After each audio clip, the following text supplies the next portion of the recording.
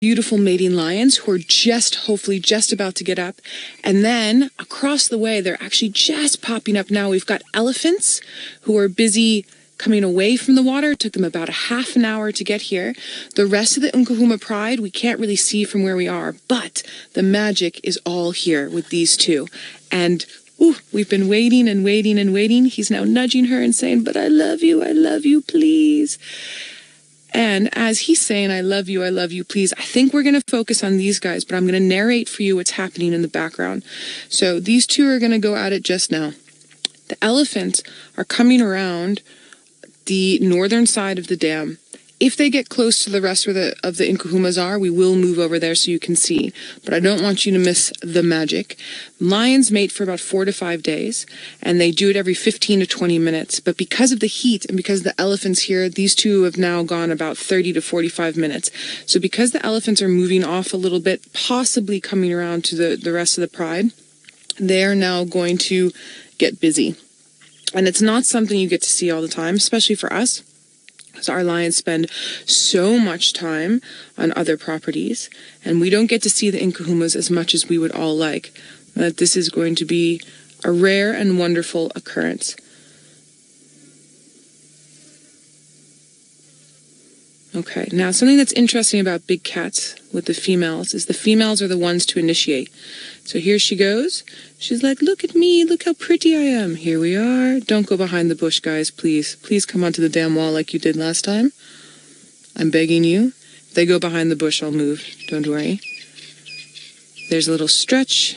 She's waving her lady parts in his face. And here we are. Oh.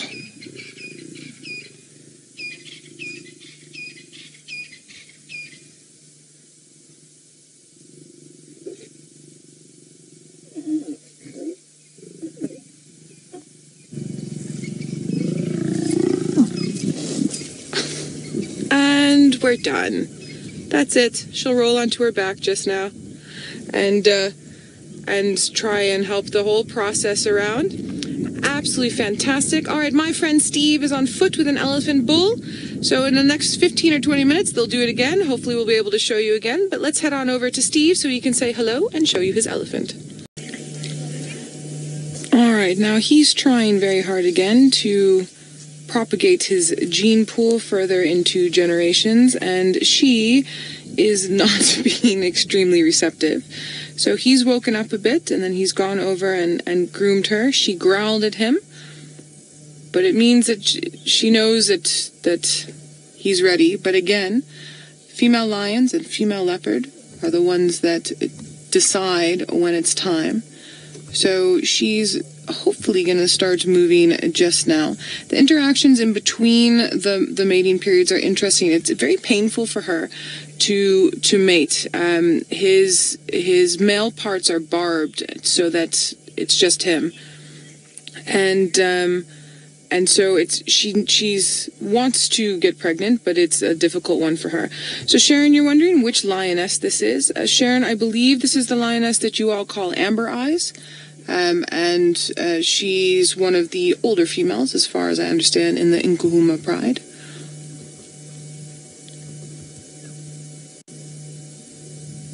She's going to make him wait now. They're teasing us ever so slightly.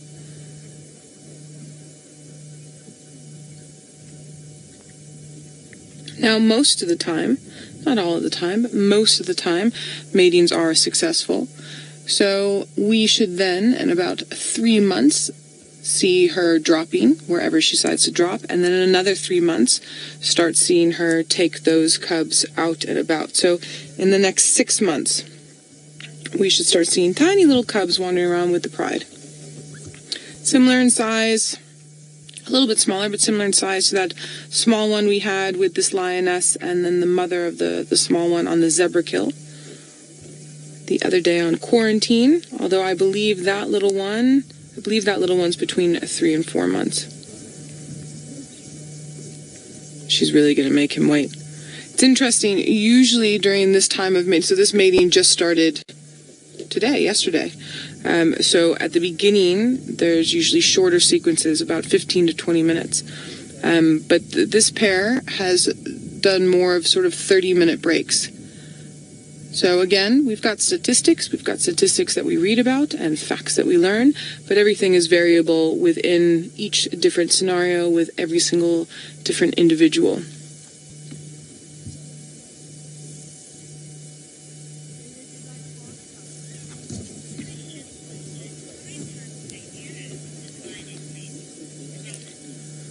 Scarlett, interesting question. You'd like to know how many times a year a lioness mates. Scarlett, most of the time she'll get pregnant. So if she gets pregnant now, then that's it for the next 2 years. She'll get pregnant. She'll be pregnant for about 3 months. She'll give birth.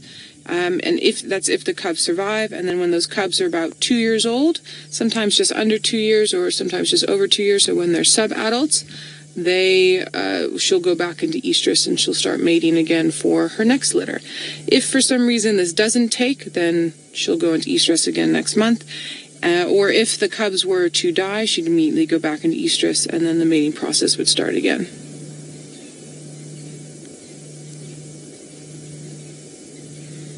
Okay, well, they gave us a false alarm.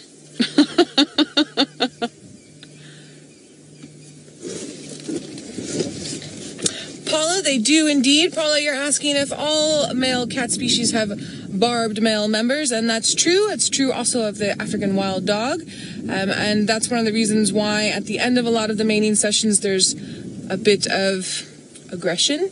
So the last mating sequence we saw, she just kind of growled a little bit, but I've watched females turn around and really just give the male a good go and sort of rip his face, and he stands there sheepishly like, I'm so sorry, I'm not quite sure what, and then he lies down very gingerly and then looks at her like, I love you, please don't hurt me. Happens with, leopards are a bit more vicious with mating as well. And then cheetah's a whole other story. Cheetah will do similar things to lion and leopard, but also with the male coalitions, the males don't always wait for the female to say it's okay. They sometimes, I'm going to put this as delicately as I possibly can, they sometimes just go ahead anyway. Sorry, I don't really know how to put that without being too explicit. Oh, she's opening her legs. She's cooling herself down a little bit. If she starts rolling around and yawning, then she's going to get up and then he'll know. Okay, so the flies were bothering her now. And because the flies were bothering her in a spot that is very tender and very sore, she is most likely initiate again. So I think let's stay with us for a minute or two longer if everyone doesn't mind. There's a half yawn there. Remember when lions or leopards start to get moving, they yawn, they stretch, they get up, they lie down, and then they do that several times and carry on. This scenario is a little bit different because she's going to do a little bit of grooming, a little bit of scratching, a little bit of yawning, a little bit of stretching, and then go into the mating again. So another interesting thing that happens during the mating period is they don't usually hunt. And one of the reasons why I'm bringing this up now is because the rest of the pride's not too far off, and the rest of the pride, I believe, ate something last night, something little, but if they get a chance to hunt, it might interrupt this mating bit. I've seen that happen from time to time. It's not the norm, but I have seen it happen from time to time. There she goes. Look at me, I'm so pretty. And he knows there, his head is up, and he's like, yes, I love you. Now we'll see if she's receptive. She might kick him with her foot. She's been doing that quite a bit.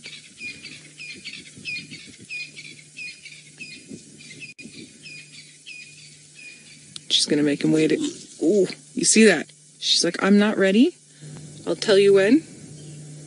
And now she's saying, look at me, look how pretty I am. It's very mixed messages. It's very confusing for this male.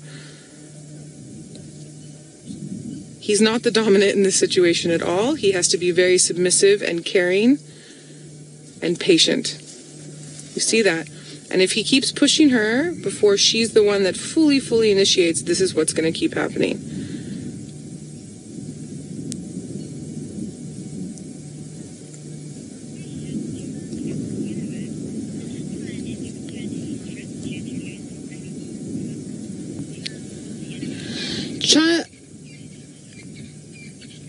Child of the universe, really interesting question. You're asking if the cubs. So the sighting that we had, I think it was in December before we did TV shows, so early December, we had a sighting with the Nhenha where the juveniles were busy playing with a tortoise and ended up eating the tortoise. At that sighting, we had the female with the one cub that we saw the other day. She was lactating, and another female was lactating. To be honest with you, I can't remember if it was Amber Eyes or if was that other really beautiful female, that light-colored female that is just absolutely stunningly gorgeous. Not that Amber Eyes isn't gorgeous, but I'm in love with that other female. So I can't give you a 100% answer on that, but I do know that 2 of the females from the Nhenhas did drop, and I do know that only one of them has little cubs left. So that's what I can answer for you. Kirsch was saying in my ear she thinks it might have been Amber Eyes, but again, not 100% correct on that. And Amber Eyes being the older female that she is, she's really making this male work for it. I feel really bad. Another reason for that could be that she is in estrus, but she's just at the very, very, very beginning, and so she's kind of letting it happen, but she needs a little bit more time. So I think while we're waiting, let's head back to Scott, who's got... They're a little bit sleepy, Scott, that's for sure, but there's a little bit of a stretch and a little bit of a yawn, and he hasn't tried to touch her since since you all left us and went to go have a look at Tundi. So she's now hopefully going to initiate the whole process. And if he's patient enough and doesn't upset her, we'll get hopefully a good view. We've had to move just a little bit. We've got another vehicle that has joined us, so I'm hoping that they don't move too much, and then we're going to get an unspoiled view of the proceedings that are going to happen shortly.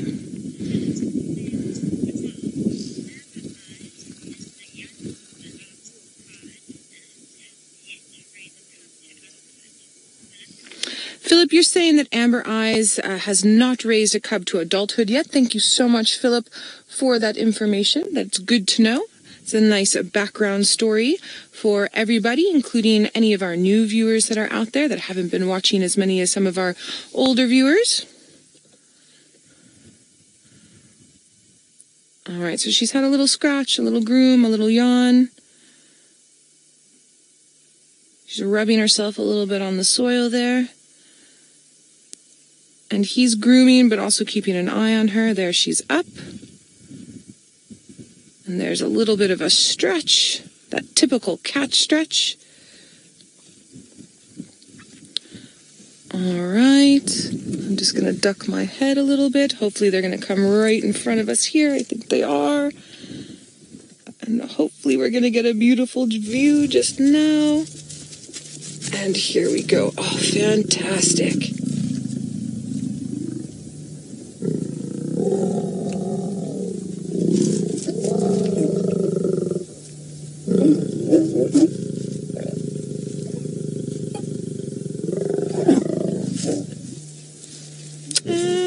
We're finished. Beautiful. A little bit of a different angle for us. We got a nice Wildenaar down from the bottom side of the dam wall, from the back side. So that was good. I'm just going to lift my head and try not to be in the way too much. We also got some really great audio there. Some sounds, I should say. And again, she didn't turn around and smack him, but you could see that she was uncomfortable. And then part of that biting on the neck has to do is just sort of keep her in place just for the last little bit so that everything can be finished. And then she lays on her back so that gravity can do all the work. And then he's standing. Sometimes when they stand like this, sometimes they'll roar a little bit. Sometimes they do a little bit of urine spraying just to mark territory. She's annoyed with him now.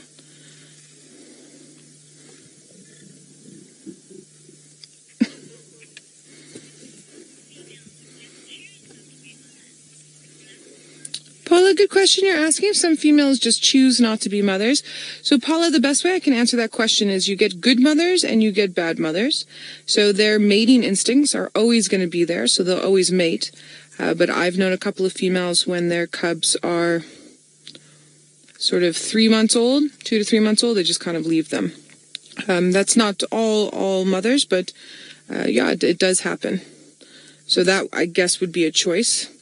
But also, I mean, it depends on the individual, on the personality, but I also think it depends quite a bit on what are the natural things happening. You know, she can't, if there's a big drought and she can't hunt enough, or If she's in an area where there's a lot of migratory species and it's the wrong time of the year and there's not any larger game that's there for them or game that's easily accessible, she might dry up with milk and then she doesn't really have a choice. There's so many different scenarios that can happen there.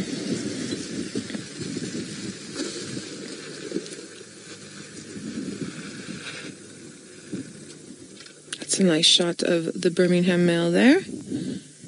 Beautiful. We're getting some good screenshots today, everybody. And our light has calmed down a bit. Earlier, the light was very harsh. Now we're starting to go into that golden light. Oh, Vildy.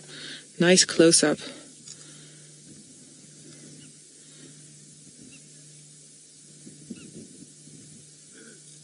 And it's cooled down quite a bit, which means that they'll start hopefully mating a little bit more. All right, Steve is wandering around on his own 2 feet, so I think let's head on over to him and see what he wants to show us. Yes, we're having a really good catter day, I believe it is what all of you call it. So we've got the Feline Friday, and then we have Saturday, which is catter day. So lots of lions up in the Mara. And then after all of our little gremlins left us, thank goodness, we've got Tundi and Cub and the wonderful mating lions you see in front of us who are busy taking a little bit of a rest. Our elephant herd managed to come down and get a drink, and then they've moved off without any interaction between them and the lions. The elephant herd that was here had a teeny tiny baby that they were trying to hide and keep away. Now Vildy's just zooming in on this lioness's ear. We noticed the other day when they were at the zebra kill that she had that cut.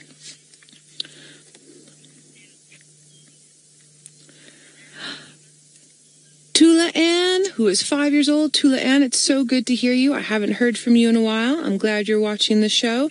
Tula Ann, growling is a type of talking. It's really similar. If you're doing something that's very naughty or maybe annoying, or maybe the person you're talking to is just in a bad mood and they turn around and they kind of speak to you in harsh human words, that's the similar type of thing that's happening with a lion with a growl. It's basically like a, I'm annoyed with you now, blah, and just sort of not being as kind as they could possibly be. Now, lions live in prides, as you know, Tula Ann, in groups together, and so the females and the males do spend a lot of time showing each other how much they do care about each other and love each other. But in scenarios like this, when this female is so uncomfortable, she's not necessarily going to be as loving. She's going to be a bit more stern and a little bit angry, and that's where the growling talking comes from. Tula Ann, I'm wondering how your photo collection is going over your kitty's bowl, the feed bowl or the water bowl. I know that you make your own drawings and you also print out a lot of screenshots, and then we send you some photos from time to time and you put them over your kitty's bowl. So I'd be interested to know how your collection is going that side. I'm sure it's growing every day.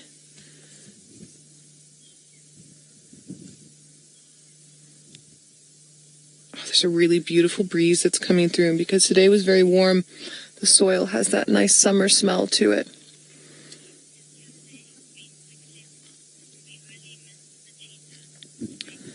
Ravi, you're saying Catter Day has been very successful. We're just missing the cheetah. Very true. We are just missing the cheetah, but you never know. That male cheetah might pop up around Twin Dams again if we get lucky. I haven't heard any updates regarding that injured male cheetah that Tristan saw several days ago, but I have been keeping my ear to the ground. I also don't have any further updates on Mvula, and I haven't heard anything on Tingana recently. I do have Rexon next to me, so I'm going to give him a shout just now and see if he can fill me in on anything that I might have missed over the past couple of days so that I can let all of you know as well. So I think in the next sort of 10 minutes, these lions are going to go at it again. And he's trying very hard to pretend he's taking a nap. He is having a small nap, but he's very aware of every twitch and sneeze and movement that she does. And part of that has to do with the fact that he doesn't want her to go anywhere else besides right by him, because he's very afraid that someone else's genetic material might carry on the line instead of his. That's also why his brothers are not here. The brothers take turns. Also avoids fighting. And Vildy's getting some really nice close-ups of that fur. It looks like it's very soft, but it's actually not. It's quite coarse and quite thick, and they smell. They smell like lions. There's a man that does lion research on the desert lions in Namibia, and when he does a little bit of DNA sampling and things like that, and so when he's busy doing those samples, the lions are not out completely, but they're immobile during that period, and he smells their feet, and he says each lion has a smell to their foot. Ooh, Dale, good question. What is my favorite smell? So, Dale, on an afternoon like this, I really love when it gets a little bit cooler, when the potato bush starts coming through, and also the wild jasmine. I love those smells. When I'm walking like what Steve is doing now, there's smells that get me excited. That butter popcorn smell from leopard scent marking gets me excited. The very harsh urine smell from a lion scent marking also gets me excited, because it means that it's very fresh for the most part, and we're hopefully going to find them on foot. And then, I think that's about it. From my research days, I was up close and personal with quite a lot of animals. Sorry for the sound of that vehicle. We've got one that's just moving off. And one of the smells that I don't like actually comes from my favorite predator, which is an African wild dog. They're really smelly. But one of the smells that I was really surprised I liked that as much as I did was a rhino. If you've ever seen Jurassic Park, that whole scene where the lady lies on the Triceratops to listen to it breathe, I was part of a conservation effort with a white rhino, and we were able to help with the ear notching as well as some DNA sampling, and I got to touch this beautiful animal as it was breathing and have my own little Jurassic Park moment. And rhinos have a really distinctive smell to their coat. It almost reminds me of horse stables a little bit. I grew up riding horses, and so it's very fond memories with that, but that has to be a particularly good smell. That's that really up close and personal smell of a rhino. And lightning in the distance. Too many smells. Sorry, everyone. All right, so Steve has a smell that might be a good smell for Steve, or it might be a little bit... They are getting up and moving. He's trying again to say, hey, you, wake up, I'm ready. And she gave him a little growl, and now she's going to lie down again and make him wait. But while she does that, he is standing. He's very tall. It's sometimes difficult, unless you're physically next to the lion, to know just how tall that is. So I'm 5'9", and that back of that male lion's, or maybe his head, is basically going to come up to my natural waist, if that gives anyone an idea. And then for any of you who are watching from not the imperial system, but from the metric system, I'm about 173, I think that's correct, 173 centimeters, if I did that math correctly. You all know my math is horrible. But yeah, so if that helps you at all. Oh, their little paws are touching. Shame. There you go, Tula-Ann.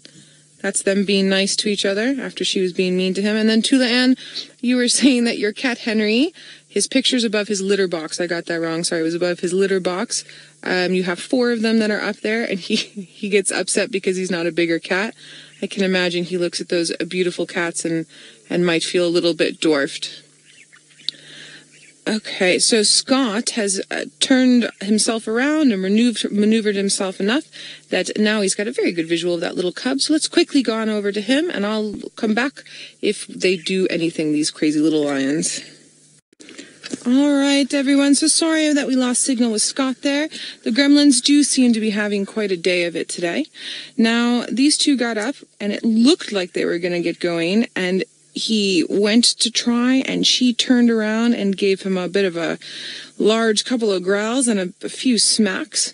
So I think if we're patient for another minute or two, we will get to see another mating of this beautiful pair of lions. There's a bit of a yawn, and she's down. Yes, but she is quite a tease. Now, the thing I'm really enjoying about right now is the light on this male is actually quite spectacular. Now, let me just ask Vildy, do you think we should move and put at 3 o'clock? Do you want me to go down a little bit farther that way and see? Yeah. Guys, we're just going to meander just a little bit down here. And the reason why I want to do this has to do with the type of light that we have.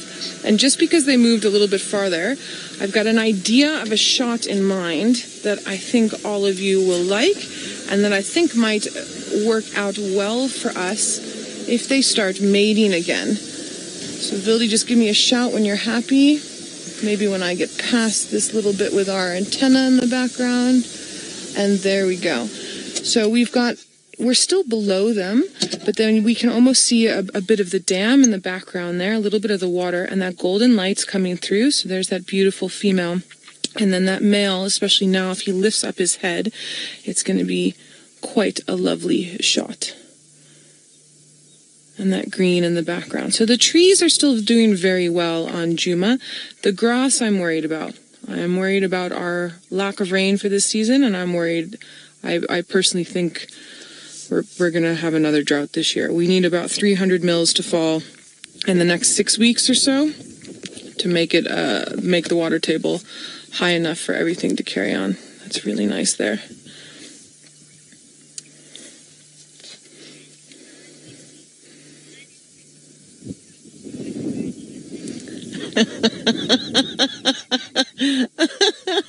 Guide Monkey, you're saying that the lions have picked this spot. It's good mood lighting. I agree. So I know some of you have some chat rooms that are a little off the board when we have lots of shows, when we talk about dung and things, and I've been picturing the things that you'll be saying about our sighting here, and so that mixed in with the mood lighting. I'm going to have the giggles now. You guys have given me that, the absolute, sorry, I'm jiggling the screen, the absolute giggles.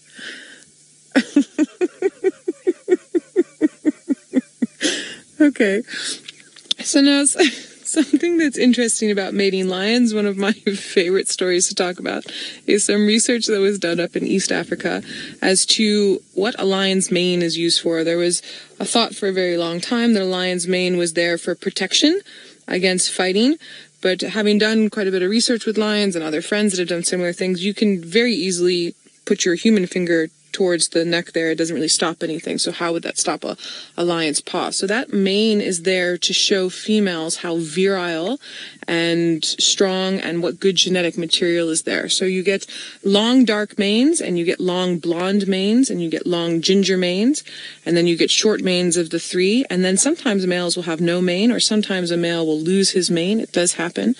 So part of the reason why we know this is a study that happened in East Africa. And basically what they did is they took life-sized stuffed lions. I'm assuming they were actually stuffed lions, not dead ones that were then stuffed, but I don't really know the answer to that. I think they were pretend stuffed ones. Long dark mane, short dark mane, long blonde mane, short blonde mane, and then a no mane. Made male calls, females got attracted, and when all of them were lined up, they chose the long dark mane. Then they took that one away, did it again. They all chose the short dark mane. Took that one away. They did it again. They chose the long blonde mane. Went away, did it again, and then all that was left was the short blonde mane and the no mane, and the lionesses were like, ugh, no thank you.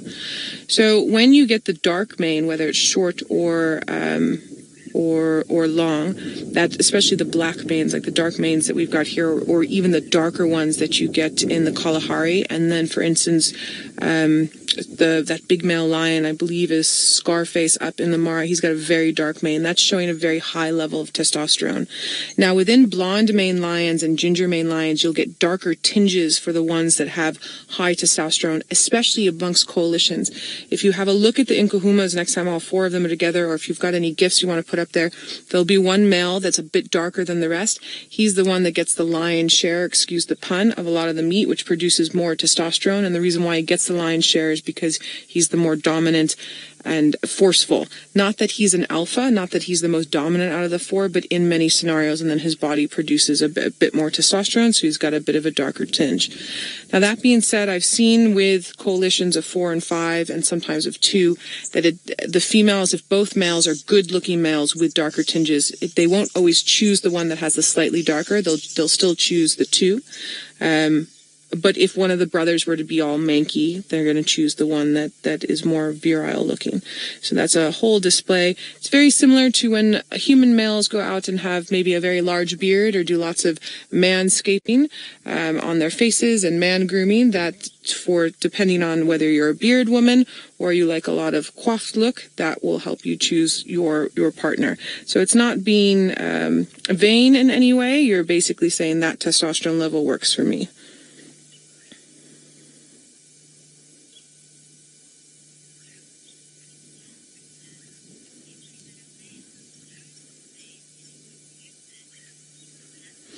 Paula, good question. You're asking if a male lion was neutered, he'd lose his mane. Paula, the male lions that I've seen that have been rescued from zoos and circuses and things like that, that have been neutered and lost their manes, have been neutered very early. And has started growing their mane and then were neutered and then it just went away.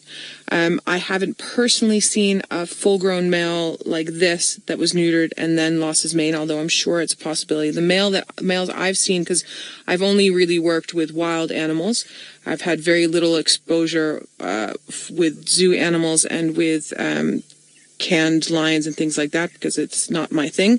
The male that I know of that lost his mane, he climbed a tree and fell out, and that stress made him lose his mane, and he never grew it back.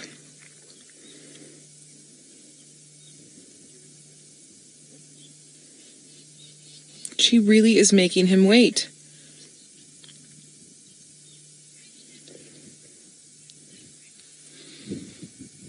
I'm really enjoying the vibes we have going now.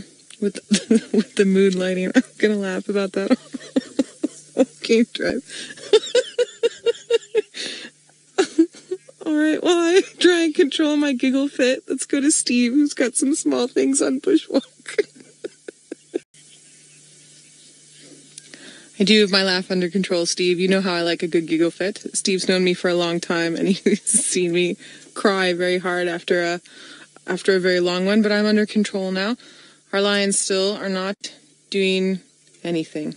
They're just lying here, as they should.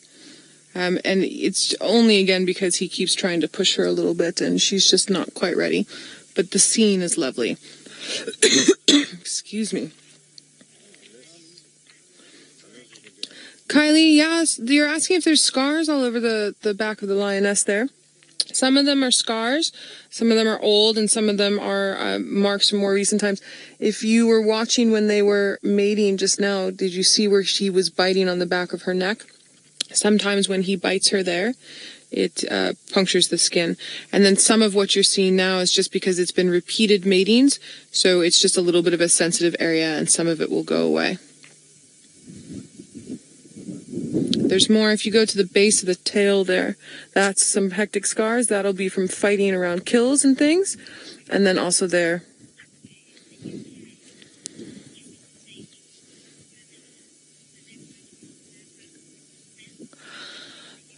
Joy, what a really good question. You're asking if this lioness needs to mate with the other Birmingham males so that they won't kill her cubs. So, Joy, the way that a male coalition works is that they work together. So even though it's just this one male mating with her, because they function the four as one, those four will assume that it's their cubs, if that makes sense.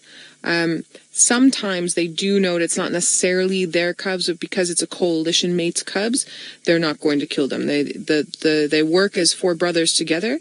They mark territory together. They hunt together. When it's mating, the only reason why they're not here is that the type of testosterone that's going to function now with her being an estrus is going to make them all really want to mate with her. So they give each other space so that they don't injure themselves and fight amongst themselves during that time. I have seen coalition mates be closer up, but in those particular circumstances, one male was a lot more dominant than the other. I've seen it in coalitions of two. And I've also seen it in scenarios where one of the brothers was injured and or younger than the other brother.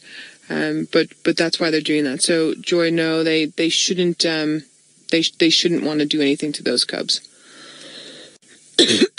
Sorry for the cough, everybody. I can see him sort of looking up at her. She twitches her tail around lovingly. Ooh, okay, here we go. We've got a little bit of action. Kirst, I did hear you, but I do think this action might happen if you don't mind. Ooh, she's not happy. Let's see what happens. Come, my girl. We know this is going to happen. And hopefully, there he stretches. Now he's pretending that he doesn't care as much. But did you see the minute that he licked her, because he's initiating, not her initiating, she gets upset. If she stands up in the next couple of seconds, they will start going. If she lies down again, then they're not going to. So she is grooming herself.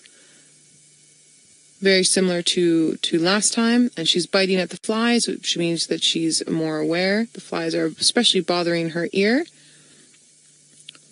And I would guess in the next sort of 20 seconds or so, she's going to stand up. That's my personal estimation. But he does keep pushing her just a little bit too much. So now him lying down like this means that he's being submissive, and he's trying very hard to allow her to do what she needs to do and make herself look pretty and feel better.